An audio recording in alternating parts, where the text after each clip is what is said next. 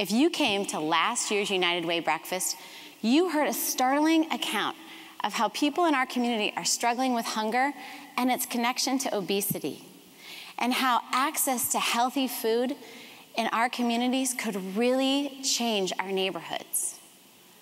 I want to show you just one of the ways that our community responded. Here to tell you about the Rainier Valley Eats program are Becca and Leika.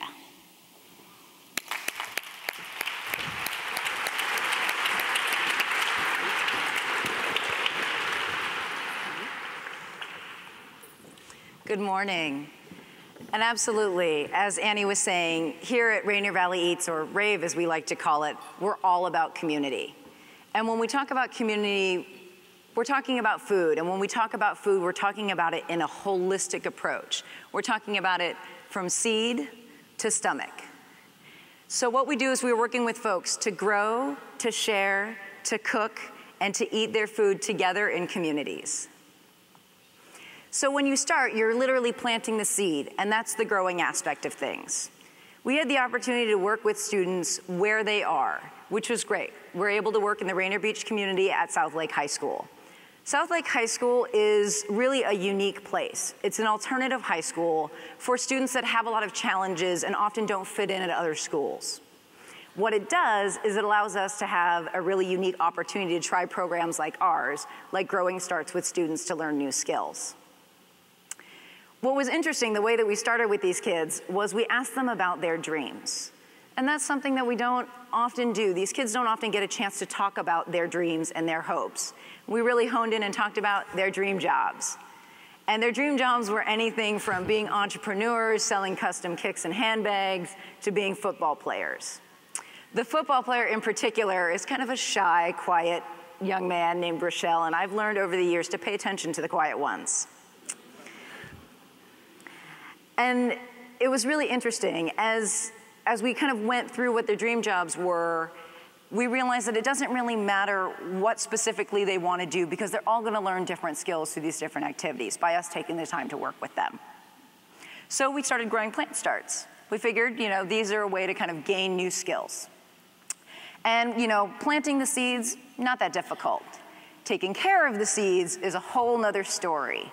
That requires constant care. And for a lot of these students, coming to class was really an incredible challenge. But what they were realizing is if you don't come to class, your plants don't get watered and your seeds do not grow. And Rochelle really picked up on that. The first tray of seeds didn't germinate, and he was like, I really got to come to class. I got to make this thing happen. So he started coming to school every day, maybe not for all classes, but he was coming to grow his starts. And what he looked around at was that he was there to put in the time, so he started organizing his other students. And a lot of them took him up on his offer, and they coordinated a schedule to get those starts watered. Some of them didn't. The ones that were working with Rochelle to come to class and grow those starts, they really flourished. You could just see the magic happen when those seeds came up and germinated. The students that didn't participate, well, their seeds didn't do so well. But in the end, they all learned a valuable lesson, whether they had these amazing seeds or not, was that it takes everybody working together to make things grow, to make food grow. And that's really an amazing aspect of growing food together. Another aspect of seed to stomach is sharing food.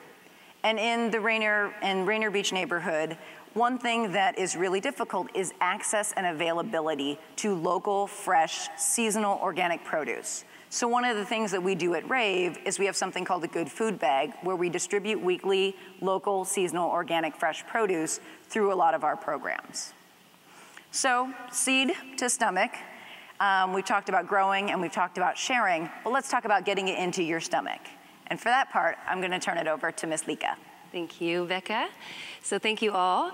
We talk about growing food and how we engage the community in doing that, and then sharing food with these wonderful Good Food Bags and getting all this local seasonal produce. But then the next question is, what do you do with all that produce?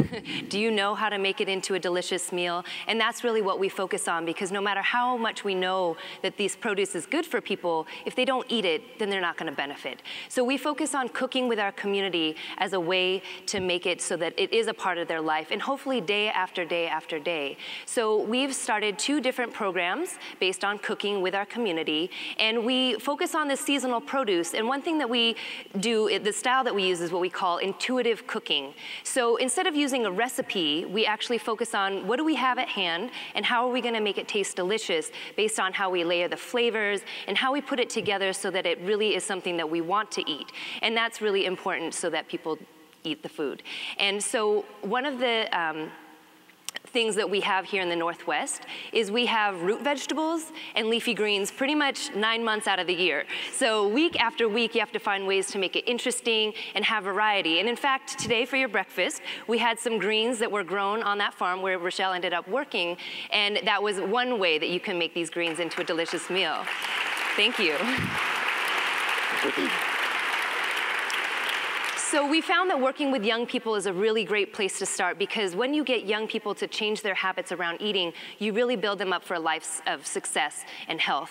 And so we've started these after-school cooking clubs where we work with students, and again, using this intuitive cooking style, and we get them excited about all these different root vegetables and greens week after week. And so in our cooking programs, we hope to reach the kids and get them excited, but then we want them to take it home and actually do this with their families. And in fact, one of our students, Alex, she did exactly that.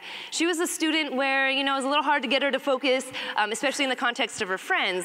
But when she came into the kitchen and she had a task to actually make the food, she got really focused. She was really excited because, you know, kids like to cook, but they love to eat. So when you get them in the place where they can actually cook their own food and eat, they get very, very excited. So one day we made kale chips. Anybody tried kale chips here? They're very delicious. And of course the students were met with a lot of apprehension, oh, what are we making?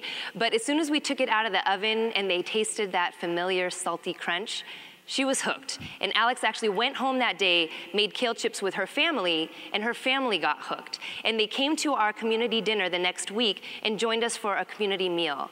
So we grow food, we share food, we cook, but the best thing of all is to come together and eat as a community. And so many of you probably know the benefits of a family meal, but when you put that in the context of a community meal, it's all those benefits on a larger scale. So we bring people together and cook, and we're able to share information and learn from each other on how to make this food taste so delicious. And that's really been a huge success for our program, is people teaching each other and learning from each other. So, you know, not everybody gets inspired to cook new foods on their own, but when you do it with friends and neighbors, it makes it a lot more fun. You're willing to try new recipes, new foods that you've never had before, and that's what we do with our community dinners. And so we're able to reconnect people to where the food is grown, how we're sharing it, new ways of cooking it, and we can bring people together across all ages, all cultures around this common language of food. So I want to thank you so much for all your contributions and making these programs happen and having a successful way to get people to eat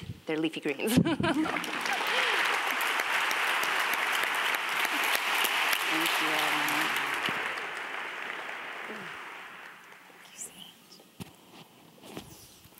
you. Rave is such an incredible program. I have to tell you, it has really changed the way we think about food in our house and the way we begin to eat. In fact, I actually got Dan to try some kale chips. I wish I had a picture of that. Obviously, Rave is dealing with the issue of hunger and not enough access to healthy food in our neighborhoods. But what's more amazing about Rave is it's rebuilding community. It's showing that we can work together, and with a great idea, great people, and some funding from United Way and our partners at Boeing and USDA, we can take on a big issue and do something about it. I'd like to take a moment now to bring up my co-chair and my husband, Dan Wilson.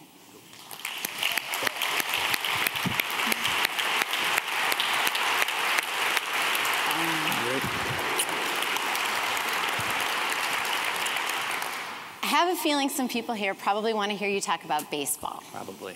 However, first, we want to talk to you about some research that we came across by a Harvard professor named Michael Norton. That's right. Norton gave a talk entitled Money Can Buy Happiness. It's about a study to determine whether or not generosity can actually make you happier. They took 2 groups of people and they gave them small amounts of money. In the first group, they told them to spend the money on themselves. The second group, they told them to go out and spend it on someone else. Well, as it turns out, the people who spent money on themselves, no change in their happiness. However, the people who were more generous were happier. While happiness might be difficult to measure, there were other things noted between the groups. In the corporate setting, the generous teams had better sales records. Sports teams were measured, and they had better win-loss records. And furthermore, the research showed, this is my favorite part, that the groups who were shown generosity were more generous to the next group. In other words, giving is contagious. It brings success, and our idealism spreads. But it has to get started and nurtured in order to grow. And that's why Annie and I are so excited this year to be the United Way campaign chairs. We've been so blessed here in Seattle. We've fallen in love with the neighborhood that we've lived in ever since we moved here. And we've been humbled by how people here in the Northwest are so generous, and they really actually do care about one another. And Annie and I have a strong personal conviction around the biblical proverb that to whom much is given, much is required. This coming year will allow us to shed the light on all the wonderful programs here in King County where you can share your idealism.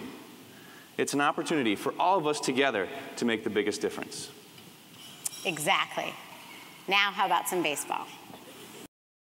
Edgar Martinez swung on and lined down the left field line for a base hit. It was everyone coming together that allowed us to accomplish what nobody else thought we could. Here is Junior to third base. It was the feeling that together we can do this, and we did. The same things that make a strong baseball team make a strong community. When we all come together, there's nothing we can't do. Every time I volunteer, I feel that way. United Way can make it happen for you. Join the team.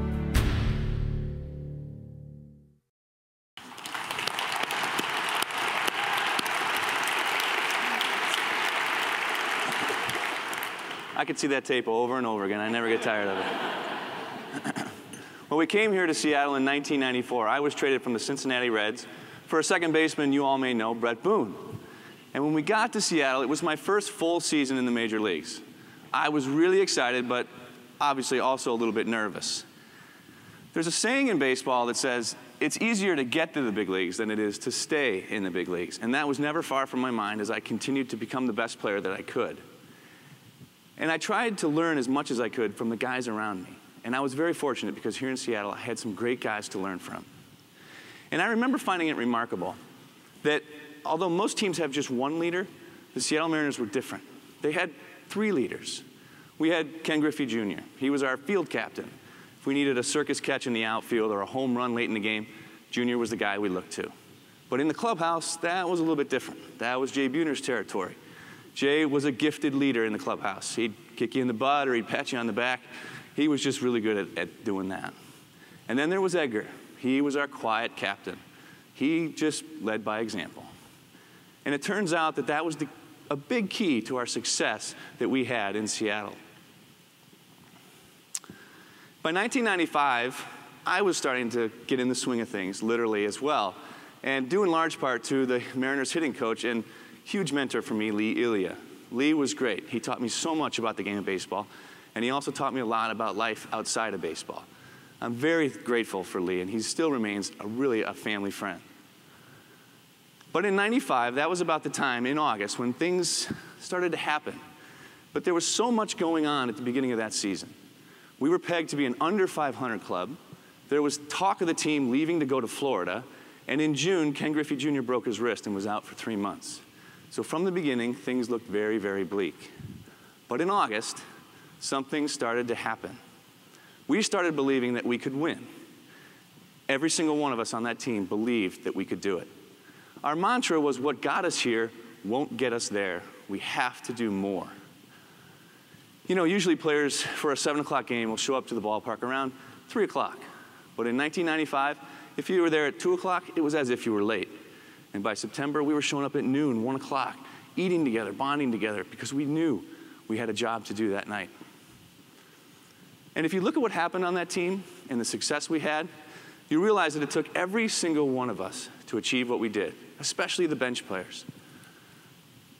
We started winning, and we kept on winning. And you know the story, the Angels kept right on losing.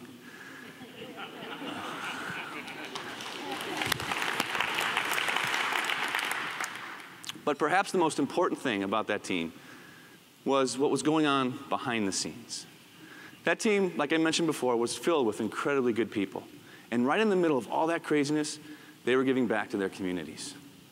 Whether it was Jay and Leah going to the hospital to visit sick kids right after a ball game, or Edgar and Holly doing their work with muscular dystrophy, or Ken and Melissa Griffey chartering a plane for kids in need to Disneyland. The media never knew about a lot of that, but as a young player, that had a huge impression on me. I thought to myself, oh, that's what it means to be a big leaguer. That's what it means to be on the team. It was clear then, and it's still clear today, that the Seattle Mariners place a high value on giving back to our communities. They helped all of us to find ways in order to give back to the community in ways that were important to us, and we will always be grateful for that. And that's why we're excited in this coming year that they're going to be our partners as we go forward. Well, baseball, as you know, pays a lot of attention to statistics. 21 runs last night, pretty amazing.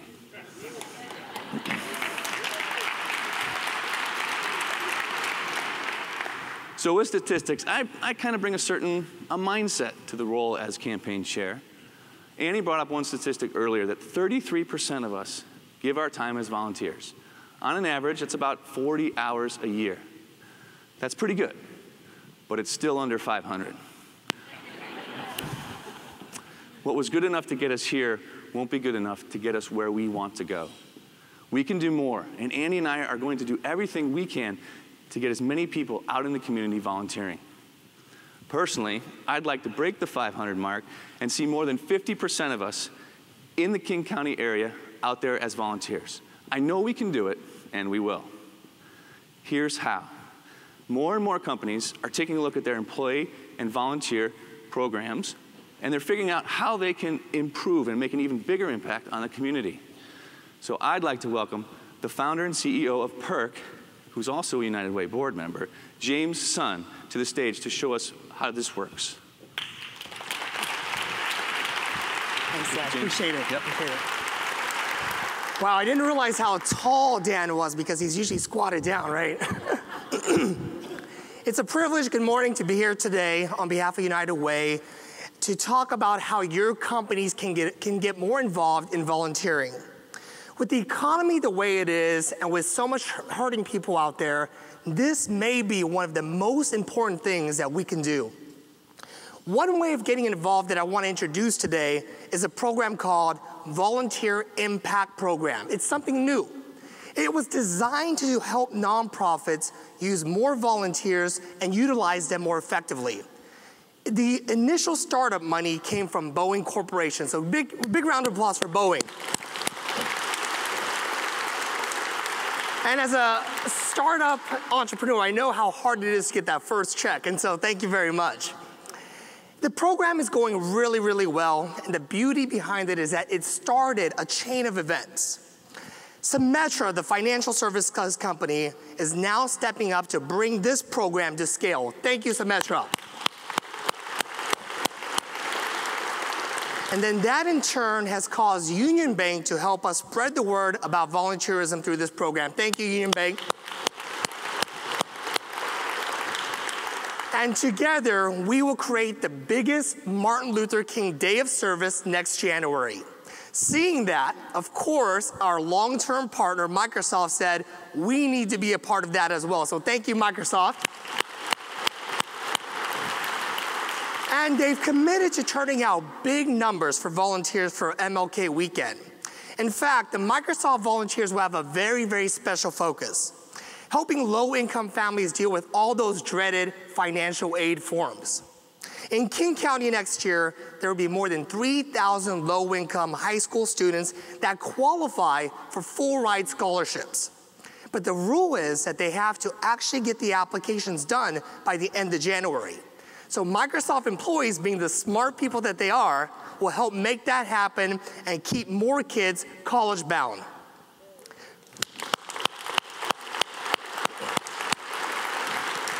This is just one example of the good that companies can do and participate in. When they partner and come together with the United Way, amazing things can happen. What about your company? What issues do you want to make a difference on? For our company, what we do at Pirq is we actually ask ourselves and ask employees, how many meals can we donate this month? And we drive that as a business factor. So for your company, the question is, how can we get volunteerism up to be part of the core values of your company to get it above what Dan's talking about, the 500? I don't know about you, but I don't like batting 150. I want to bat 500. So thank you very much. Back to you, Dan.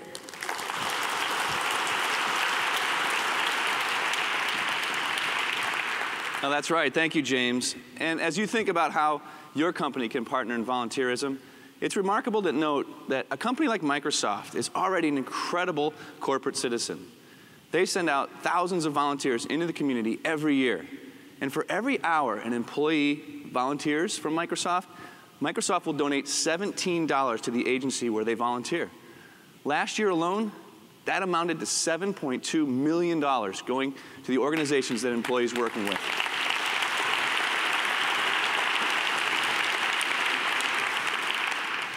Volunteering can do so much to make this community so much stronger. And funding, of course, is another big part of the success that we're able to have at the United Way. It helps to enable great volunteer experiences, and it also pays for the things that volunteers just can't do. It makes possible the counselors and the therapists who work with people that are leaving homelessness, the shelters that take in women and children who are fleeing domestic violence. It brings specially trained parent coaches to visit the parent-child home program. And it pays for the hundreds of thousands of pounds of food needed at our local food banks. There's something else I used to say almost every day as a player. I still say it today, and my kids actually, they kind of make fun of me for it. But the saying goes like this: today is the biggest game of the year. And I feel that way now with all of you as I'm standing here, because we need to stay focused. And when we come together with a common purpose, we can do anything. Baseball was and is a huge part of our lives. It's what brought us to Seattle, and we feel incredibly blessed to be here. However, we always knew that it couldn't be everything. And the question is, now that it's a new season for us, what are we going to do to make it significant? And the answer is giving back. And the United Way is perfect for where we are now. Our family is standing here with us today, and they will be here in the coming year, along with all of you. I want you all to do me a favor. Can you please just raise your right hand in the air as high as you can? Take a look around. Okay, now raise it a little bit higher. Did you see that? It's human nature. It's human nature to hold just a little something back. But what if we didn't?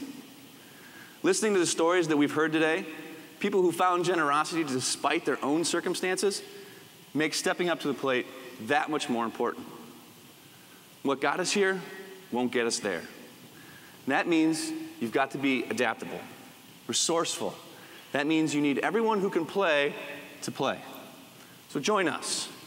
Let us help you find the right fit for your family, for you, and for your company. Get in the game. Put me in cold.